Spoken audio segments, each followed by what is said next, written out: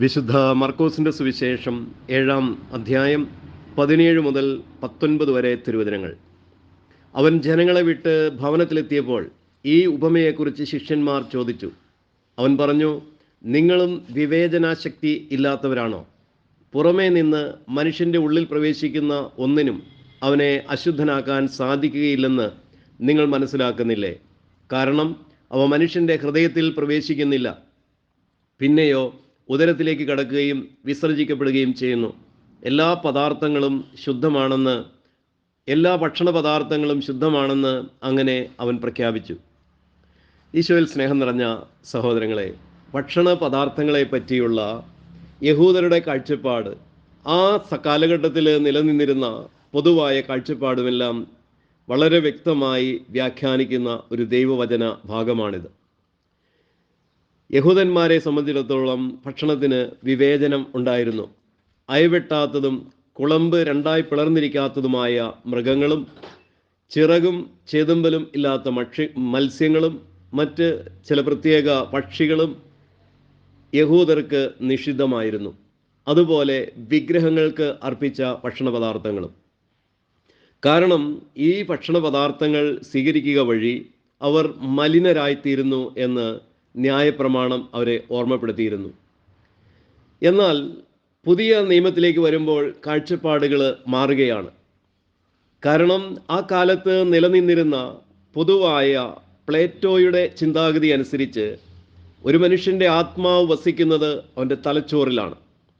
എന്നാൽ ക്രൈസ്തവ കാഴ്ചപ്പാടനുസരിച്ച് ആത്മാവ് വസിക്കുന്നത് ഹൃദയത്തിലാണ്, അഥവാ മനസ്സിലാണ്. മനുഷ്യ വ്യക്തിത്വത്തിൻ്റെ അദൃശ്യമായ തലത്തിലാണ് ദൈവാത്മാവ് വസിക്കുന്നത്. അപ്പോൾ ശരീരത്തിൽ ഭക്ഷിക്കുന്ന ഒരു ഭക്ഷണവും ഹൃദയത്തിലേക്ക് പ്രവേശിക്കുന്നില്ല എന്ന് പറഞ്ഞാൽ മനസ്സിലേക്ക് കടക്കുന്നില്ല, അത് ഹൃദയത്തിലേക്ക് കടക്കുന്നില്ല. അതിൻ്റെ ശരീരത്തിൻ്റെ പോഷണം ആവശ്യമുള്ളതെല്ലാം സ്വീകരിച്ച് ബാക്കിയെല്ലാം വിസർജിക്കപ്പെടുന്നു. അതിനാൽ ആത്മാവിനെ മലിനപ്പെടുത്താനോ ആത്മാവിനാൽ നയിക്കപ്പെടുന്ന ശരീരത്തെ നിയന്ത്രിക്കുവാനോ ഭക്ഷണത്തിന് സാധിക്കില്ല എന്നതാണ് ക്രൈസ്തവ കാഴ്ചപ്പാട്. അതുകൊണ്ടാണ് ഭക്ഷണ പദാർത്ഥങ്ങൾ അതിൽ തന്നെ അശുദ്ധമല്ല.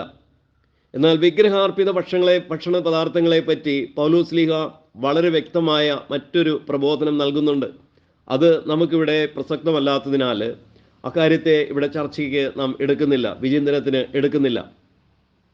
എന്നാൽ മനുഷ്യൻ്റെ ഭക്ഷണ പദാർത്ഥങ്ങൾ കൈ കഴുകാത്തത് മൂലം പൂർവികരുടെ പാരമ്പര്യം ലംഘിക്കുന്നത് ഭക്ഷണ പദാർത്ഥത്തെ പറ്റിയുള്ള യഹൂദര കാഴ്ചപ്പാടിന് വിരുദ്ധമാണ് എന്ന് വരുമ്പോൾ ഈ സംഭവം കർത്താവ് പറയുന്നത് ഉപമയായിട്ടാണ് ശിഷ്യന്മാർക്ക് തോന്നുന്നത്. കാരണം അവർക്കത് മനസ്സിലായില്ല. അവർ സാധാരണ ചെയ്യുന്നത് പോലെ ജനക്കൂട്ടം പോയി കഴിഞ്ഞപ്പോൾ സ്വകാര്യമായി യേശുവിനോട് ഇതിനെപ്പറ്റി ചോദിക്കുന്നു. യേശു അവരെ പഠിപ്പിക്കുന്നു, ഒരു ഭക്ഷണവും മനുഷ്യനെ മലിനനാക്കുന്നില്ല.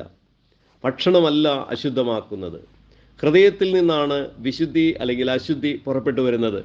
ഹൃദയത്തെ നിയന്ത്രിക്കുന്ന കാര്യങ്ങൾ താത്വികമാണ്, അത് ആശയപരമാണ്, അത് വിശ്വാസ സംബന്ധിയാണ്, അത് ആത്മസംബന്ധിയാണ്. ഭക്ഷണം കേവലം ഭൗതിക വസ്തുവാണ്, അത് അതിൻ്റെ സ്വഭാവം കാണിക്കും.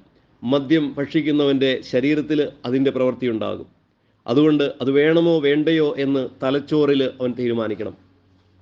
മറ്റ് പല ഭക്ഷണ പദാർത്ഥങ്ങളും, ചിലതൊക്കെ സഹോദരന് ഉതപ്പുണ്ടാക്കുന്നത്, ദരിദ്രനെ അപമാനിക്കുന്നത്, അങ്ങനെ പല വിധത്തിൽ ഭക്ഷണം മനുഷ്യന് തിന്മയ്ക്ക് കാരണമായി തീരാം. അത് ഭക്ഷണത്തിൻ്റെ സ്വഭാവം കൊണ്ടല്ല, അത് കഴിക്കുന്നവൻ്റെ മനോഭാവം കൊണ്ടാണ്. ആകയാൽ പ്രിയപ്പെട്ട സഹോദരങ്ങളെ, എല്ലാ ഭക്ഷണ പദാർത്ഥങ്ങളും, ഭക്ഷിക്കാൻ കൊള്ളാവുന്ന ഭക്ഷണ പദാർത്ഥങ്ങൾ അതിൽ തന്നെ ശുദ്ധമാണ്. എന്നാൽ അവൻ കഴിക്കുന്ന മനുഷ്യൻ്റെ മനസ്ഥിതിയാണ് ഒരു മനുഷ്യനെ അശുദ്ധനോ ശുദ്ധനോ ആക്കി തീർക്കുന്നത്. Have a blessed day to all of you.